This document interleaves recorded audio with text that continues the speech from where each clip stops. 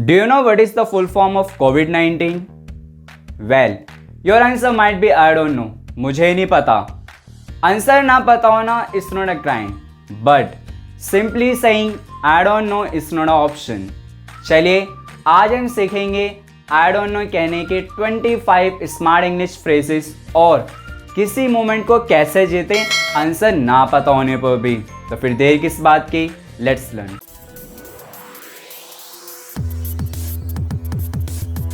उस समय कैसे कहें आई डोंट नो जब कोई किसी बात पर आपके थॉट्स या व्यूज़ को जानना चाहता है लेकिन वो क्वेश्चन आपकी एरिया ऑफ एक्सपर्टीज से बिल्कुल भी कनेक्ट नहीं करता.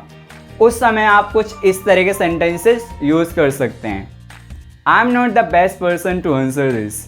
सोचो कि आप कॉमर्स के स्टूडेंट हो और कोई आपसे अकबर की हिस्ट्री के बारे में पूछे, हो सकता है आपको ना पता हो, तो उस समय आप इस सेंटेंस को यूज़ कर सकते हैं. I am not the best person to answer this. I am not an expert on that matter. जब आपको किसी चीज़ के बारे में नॉलेज नहीं है तो सिंपली I don't know कहने से अच्छा आप इस सेंटेंस को यूज़ करें. I am not an expert on that matter. मतलब मैं उस चीज़ में माहिर नहीं हूँ. आप एक सेंटेंस और यूज़ कर सकते हैं जो लास्ट वाले सेंटेंस से काफ़ी मिलता जुलता है. I know an expert who can help you with that.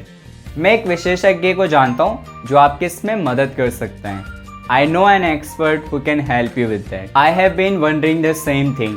किसी को ये कहना कि यार मैं भी यही सोच रहा था. I have been wondering the same thing. I haven't looked into that yet. हम इस सेंटेंस को अपनी नेटिव लैंग्वेज में बहुत ही यूज़ करते हैं.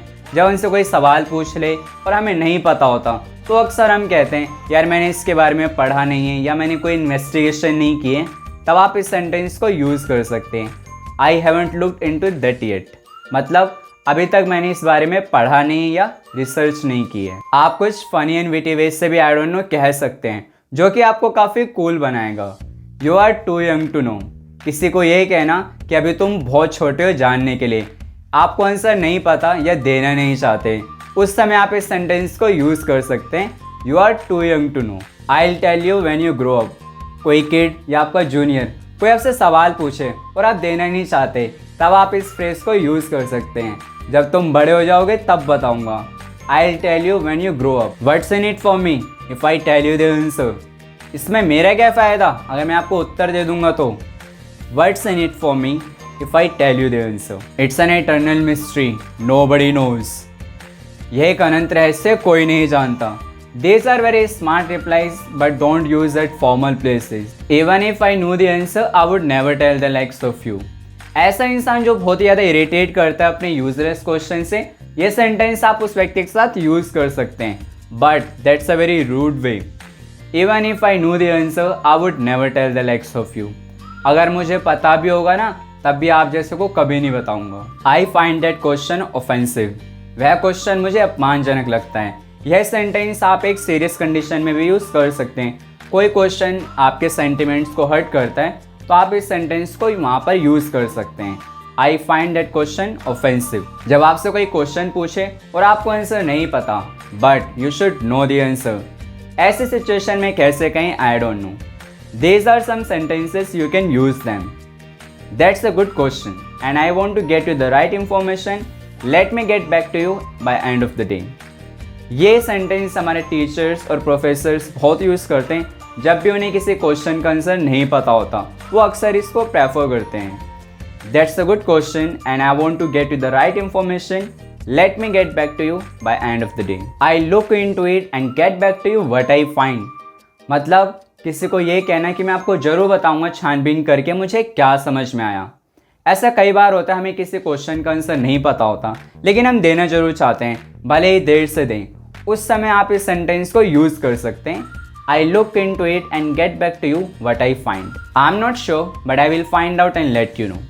बॉस ने आपसे क्वेश्चन कर लिया कि सेल हर वीक बहुत नीचे आ रही है, आखिर क्या कारण है, और आपको इस बात का कोई आइडिया नहीं आखिर क्या रीज़न है. तो ऐसी सिचुएशन में स्ट्रेट फॉरवर्ड ये कहना आई don't no does not make a sense, क्योंकि आप बॉस के एम्प्लॉय हैं. तो ऐसे सिचुएशन में आप इस फ्रेज को यूज़ कर सकते हैं. I am not sure but I will find out and let you know. I need to research first then I can answer that. पहले मुझे खोजबीन करने की ज़रूरत है, फिर मैं आपको उत्तर दे सकता हूँ. It's a very smooth way to handle any situation. You must use this sentence. I need to research first, then I can answer that. I can answer that in part, but would like to consider it further and get back to you. मैं काफ़ी हद तक इसका answer दे सकता हूँ, लेकिन पहले मैं इस पर विचार करना चाहूँगा, फिर आपको बताता हूँ। कई बार ऐसा होता है कि हमें आंसर पता होता है, लेकिन हमें पूरी इंफॉर्मेशन नहीं होती, हम कंफ्यूज रहते हैं। उस सिचुएशन में आप इस फ्रेज को यूज़ कर सकते हैं। I can answer that in part and would like to consider it further and get back to you. And guys, यहाँ पर इन पार्ट का मतलब है completely. I want to be sure before giving you the answer. आपको उत्तर देने से पहले मैं श्योर होना चाहता हूँ, निश्चित होना चाहता हूँ। I want to be sure before giving you the answer. चलिए, ये सब तो हुए स्मार्ट फ्रेजेस, हम किस सिचुएशन को किस तरह से हैंडल कर सकते हैं। But sometime it's okay to say I don't know. उस सिचुएशन में हम किस तरह के फ्रेजेस यूज कर सकते हैं। I have no idea, I have got no clue, that's beyond me, I am not sure, I don't have a hint, search me. And guys, आप मुझे कमेंट सेक्शन में जरूर बताइएगा कौन सा फ्रेज, कौन सा सेंटेंस आपको सबसे अच्छा लगा।